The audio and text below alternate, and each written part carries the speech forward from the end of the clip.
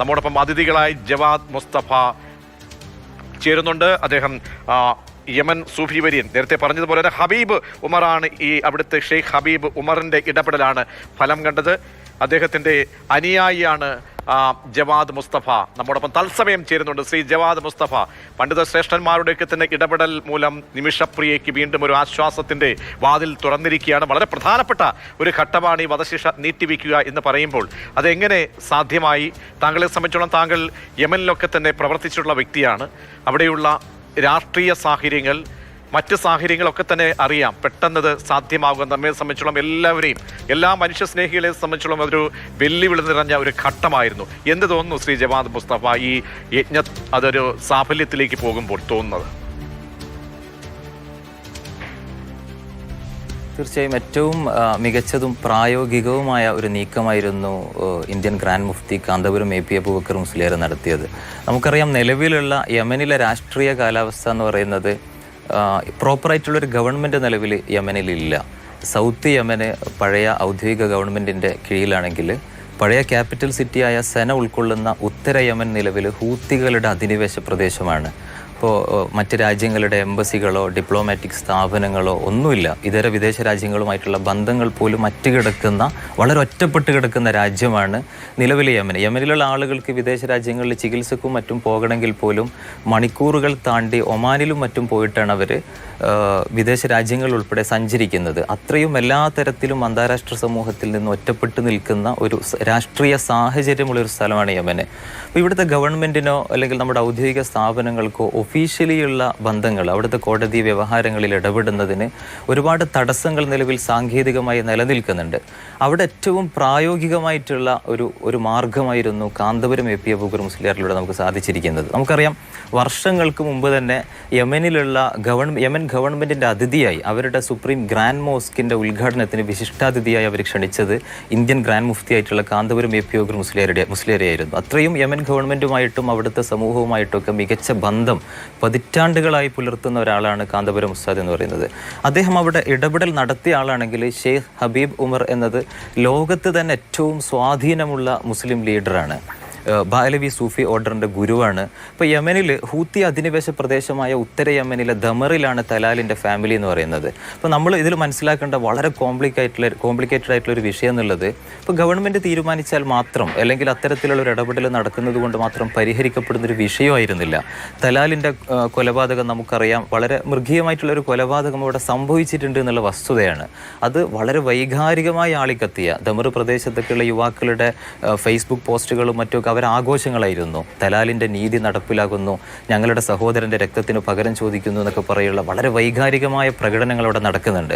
ഇപ്പോൾ ഇന്ത്യയുടെ പ്രതിനിധികൾക്ക് ഈ കുടുംബങ്ങളുമായി കമ്മ്യൂണിക്കേറ്റ് ചെയ്യാൻ പോലും സാധിക്കാത്തത്ര വൈകാരികമായ ഒരു സാഹചര്യം ഈ പ്രദേശത്ത് നിലനിൽക്കുന്നുണ്ട്. ഇപ്പോൾ നമ്മുടെ കേന്ദ്ര സർക്കാർ ഉൾപ്പെടെ സുപ്രീം കോടതിയിൽ പറഞ്ഞതാണ്, ഞങ്ങൾക്കത് കമ്മ്യൂണിക്കേറ്റ് ചെയ്യാൻ സാധിക്കുന്നില്ല എന്നുള്ളതാണ്. അവിടെയാണ് കാന്തപുരം ഉസ്താദിൻ്റെ ഇടപെടലോടുകൂടി ഈ ഹബീബ് ഉമർ ബിൻ ഹഫീദ് വിഷയത്തിൽ ഇടപെടുകയും ഈ പ്രദേശത്ത് ഈ കുടുംബവുമായിട്ട് അവർക്ക് ബന്ധപ്പെടുകയും കമ്മ്യൂണിക്കേഷൻ ആരംഭിക്കുകയും ചെയ്യാനായി എന്നുള്ളതാണ് ഇതിലേറ്റവും വലിയ ഒരു വിജയത്തിൻ്റെ പടി. ഹബീബ് ഉമറിനെ സംബന്ധിച്ചിടത്തോളം യമനിലെ എല്ലാ വിഭാഗം സമൂഹവും ആദരിക്കുന്ന, ലോകത്ത് തന്നെ അത്രയും സ്വാധീനമുള്ള മുസ്ലിം ലീഡറാണ്. ഈ ഹൂത്തി അധിനിവേശ പ്രവിശ്യയിലാണെങ്കിൽ പോലും അവിടെയുള്ള ബഹുഭൂരിപക്ഷം വരുന്ന വിശ്വാസികൾ സുന്നി സൂഫി ധാരയിൽപ്പെടുന്ന ആളുകളാണ്.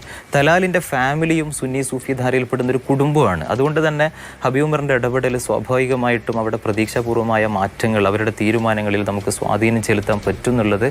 ഇപ്പോൾ ഈ ചർച്ചകൾ കാന്തപുരം ഉസ്താദ് ബന്ധപ്പെട്ട അന്ന് രാത്രി തന്നെ അവർ ടെലിഫോൺ മുഖാന്തരം കമ്മ്യൂണിക്കേഷൻ ആരംഭിക്കുകയും തൊട്ടടുത്ത ദിവസം തന്നെ അവരുടെ പ്രതിനിധികൾ, ഇപ്പോൾ ഈ ഹബീബ് ഉമറിൻ്റെ ആസ്ഥാനം ദക്ഷിണ യമനിലെ തെരീമിലാണ്. അവിടെ നിന്ന് ഏകദേശം ഒരു 15 മണിക്കൂറോളം യാത്രയുണ്ട് സെനക്കടുത്തുള്ള ദമാർ എന്ന് പറയുന്ന തലാലിൻ്റെ നാട്ടിലേക്ക്.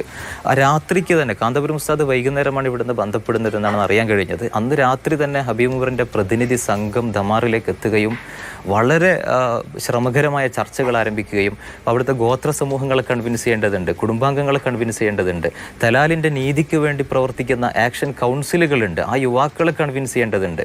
അങ്ങനെ ഒരുപാട് ഘട്ടങ്ങളിലായുള്ള ചർച്ചകൾ നടക്കുകയും ഇന്നലെ ഇന്നലെ രാത്രി അത് അവസാനിക്കുമ്പോൾ ഇപ്പോൾ മർക്കസിൽ നിന്നൊക്കെ പുറത്തു വന്ന വാർത്തകളിൽ നിന്ന് മനസ്സിലാകുന്നത് പൂർണ്ണമായ ചില അഭിപ്രായ ഐക്യങ്ങൾ പൂർണ്ണമായൊരു അഭിപ്രായ ഐക്യത്തിലേക്ക് എത്താത്ത സാഹചര്യത്തിലാണ് ഇന്നലെ രാത്രി യോഗം പിരിയുന്നത്. ഇന്ന് രാവിലെ വീണ്ടും ആരംഭിക്കുമ്പോഴേക്ക് വീണ്ടും ഇന്നലെ രാത്രി കാന്തപുരം ഉസ്താദിൻ്റെ ഫോൺ കോളുകൾ ഹബീബ് ഉമറുമായിട്ട് ഉണ്ടാവുകയും അതിനുശേഷം ഹബീബ് ഉമർ ഇന്നലെ രാത്രി ഹുദൈദ എന്ന് പറയുന്ന മറ്റൊരു സ്റ്റേറ്റിലെ കോടതിയിലെ സുപ്രീം ജഡ്ജായിട്ടുള്ള ജസ്റ്റിസ് മുഹമ്മദ് അമീൻ, അവർ ഈ കൊല്ലപ്പെട്ട തലാലിൻ്റെ ഉമ്മയുടെ അമ്മാവൻ്റെ മകൻ കൂടിയാണ്. അപ്പോൾ അവരെ ഫോൺ വിളിച്ച് ബന്ധപ്പെടുകയും അതിൽ വലിയൊരു പോസിറ്റീവായ വശം ഈ ജസ്റ്റിസ് മുഹമ്മദ് അമീൻ എന്നുള്ളത് മറ്റൊരു സൂഫി വര്യൻ്റെ മകനും ഈ ഹബീബ് ഉമറിൻ്റെ സൂഫി ഓർഡറിലുള്ള ഒരു അനുയായിയും കൂടിയാണ്.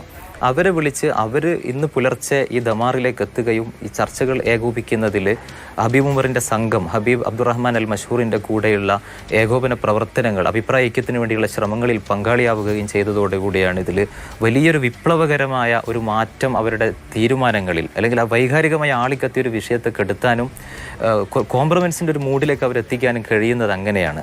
അപ്പോൾ ഡിപ്ലോമാറ്റിക് ആയിട്ടുള്ള സ്ഥാപനങ്ങൾ പോലും നിസ്സഹായരായി നിൽക്കുന്ന അവസ്ഥയിലാണ് കാന്തപുരം ഉസ്താദിന്റെ ഈ ഒരു ഇടപെടൽ സാധിക്കുന്നത്.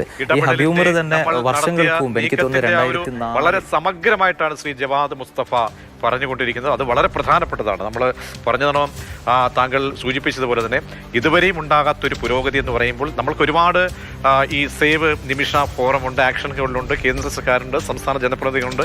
അവരൊക്കെ നീക്കങ്ങൾ നടത്തുമ്പോഴും ആ കുടുംബവുമായി നേരിട്ട് ഇടപെടാൻ കഴിയുന്നില്ല. കുടുംബത്തെ ആരെയെങ്കിലും ഈ ചർച്ചയുടെ ഭാഗമാക്കി ഒരു ടേബിളിലേക്ക് ഇരുത്താൻ കഴിയാതെ പോകുന്നത് വലിയൊരു പ്രതിസന്ധിയാണ്. ആ പ്രതിസന്ധിയാണ് കഴിഞ്ഞ ദിവസം നീങ്ങുകയും അവരെ കൂടി കൺവിൻസ് ചെയ്യിക്കാൻ ഈ പണ്ഡിത തലത്തിലുള്ള മതതലത്തിലുള്ള പണ്ഡിതന്മാരുടെ ഇടപെടൽ, അവിടെയാണ് കാന്തപുരം വഹിച്ച പങ്ക് അദ്ദേഹം വ്യക്തമാക്കിയത്. ജവാദ് മുസ്തഫയിലേക്ക് എത്താം.